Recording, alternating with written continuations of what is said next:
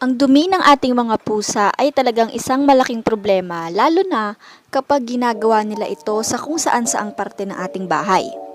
Kaya naman, may nahanap akong isang napakagandang solusyon sa problema nating ito. Ito ay ang paggamit ng suka. Isa ang suka o vinegar para maiwasan ang pagdumi at pag-ihi sa kung saan-saan ang ating mga pusa. Ayon na rin sa mga pag-aaral, ang suka ay isang napaka-epektibong deterrent para mapigilan sa pag-ihi at pagdumi ang ating mga pusa sa kung saan-saan. Hindi naman lahat ng pusa ay ayaw sa amoy nito, pero karamihan talaga sa mga pusa ay iniiwasan ito.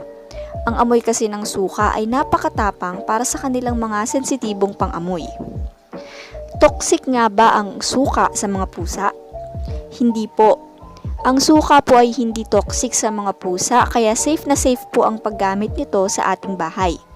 Pero mainam po kung huwag nyo hayaang makainom sila nito dahil baka sikmurain sila dahil sa acidity ng suka. Ang dapat lang po nating gawin ay mag-spray ng suka sa mga areas na mahilig pagdumihan at pag-ihian ng ating mga pusa at iiwasan na nila ang mga areas na ito. Subalit ang amoy ng suka ay mabilis lamang mawala kaya mainam na mag-spray ng ilang beses para mas lalong effective.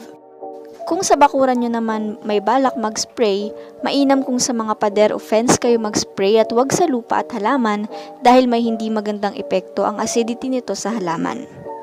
Bukod sa suka, narito pa ang ilang effective solution para mapigilan ang pagdumi at pag-ihi ng pusa sa kung saan-saan sa ating bahay.